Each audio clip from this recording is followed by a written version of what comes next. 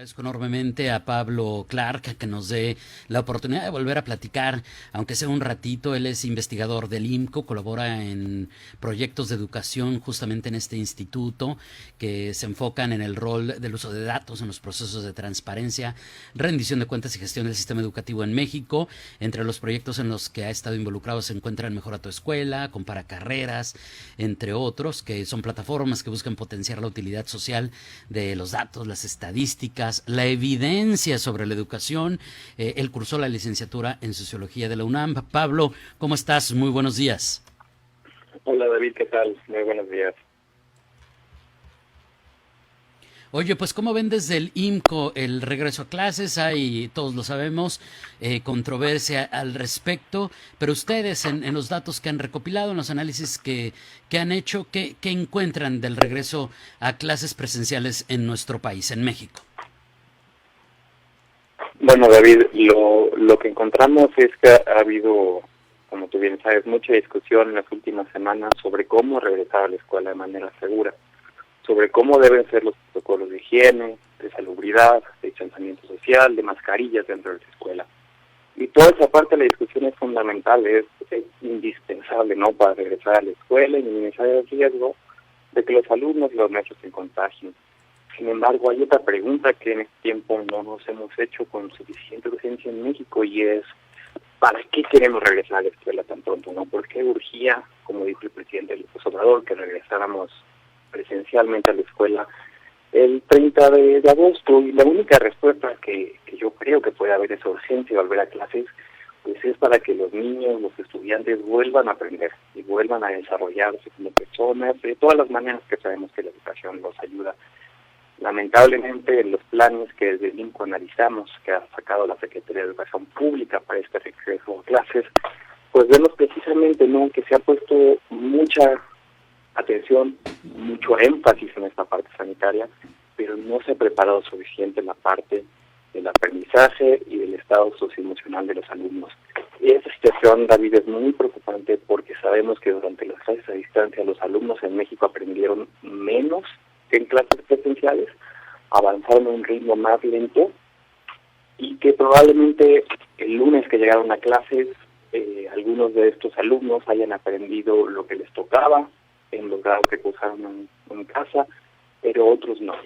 Y para un maestro que le toca regresar a un grupo así, es bien complicado planear ese ciclo escolar, porque ¿cómo puede planear un maestro cómo desarrollar los aprendizajes que tocan en este grado escolar si no sabe cómo regresan los alumnos, ¿no? La Secretaría de Educación Pública hizo un plan, presentó una serie de herramientas y estrategias precisamente para esta parte, para la parte de que los maestros diagnosticaran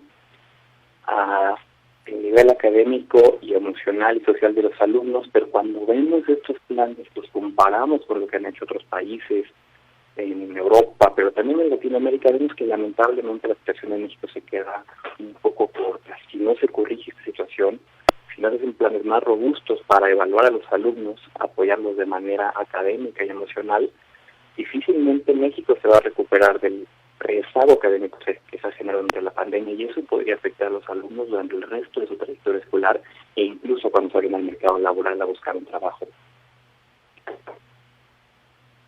Claro.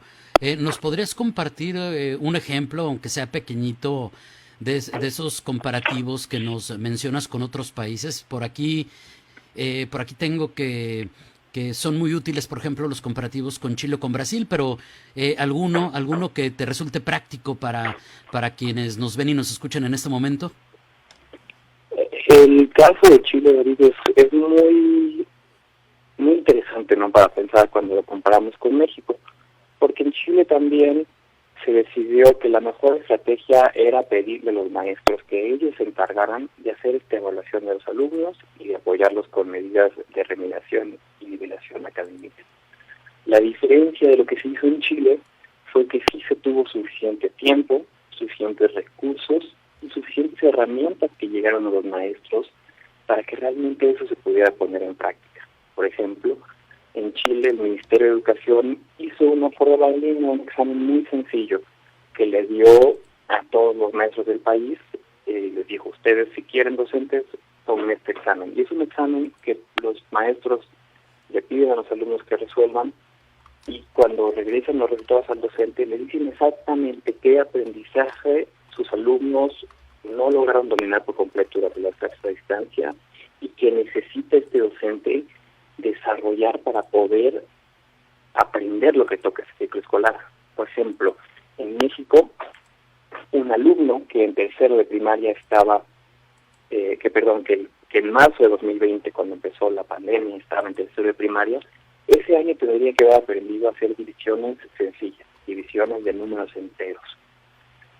Y ahora, el lunes, regresó a quinto de primaria. En quinto de primaria tendría que aprender a hacer divisiones un poco más complejas, divisiones con números decimales. Y entonces, ¿cómo puede un maestro pensar cómo enseñarle a un alumno a dividir con decimales si no sabe si aprendió a dividir con números enteros? La herramienta de Chile, eso es lo que ayuda a los docentes, le diría específicamente, ¿no? Para inventar, el 70% de tus alumnos no logró desarrollar de la manera suficiente las divisiones con números enteros. Entonces tú, este ciclo escolar, antes de enseñar lo que toca este año, tienes que remediar esa parte. Eso les ayuda mucho a los docentes porque ya tienen una herramienta que les dice exactamente cómo empezar el ciclo escolar, qué pasos son necesarios para seguir. Y hay una segunda parte de lo que hace Chile que es bien interesante para México, que es que esta evaluación no solo se hace al inicio del ciclo escolar, como es el caso de México, sino que ellos también la vuelven a aplicar a mediados del ciclo escolar y a finales. Y eso lo que te permite es saber cómo llegaron los alumnos a la escuela, pero luego también saber si las acciones que tú tomaste los ayudaron para de verdad volver a aprender, para volver a desarrollarse.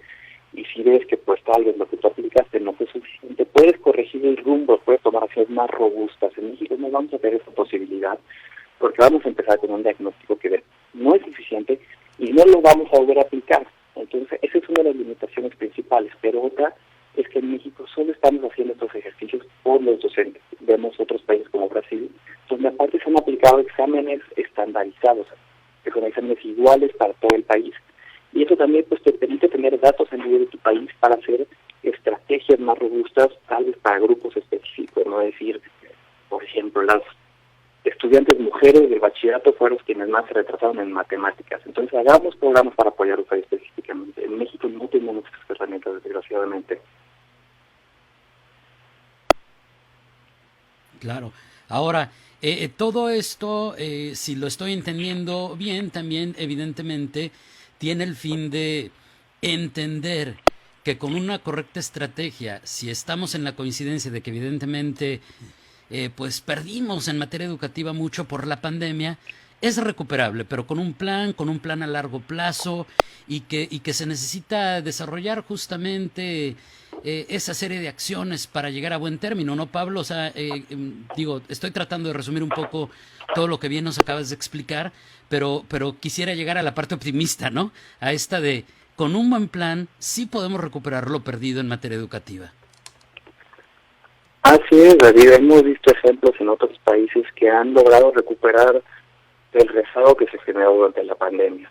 Pero lo más importante es que esos países, cuando regresaron a clases presenciales, no pretendieron que no había pasado nada durante lo que es a distancia, no pretendieron que habían funcionado perfectamente.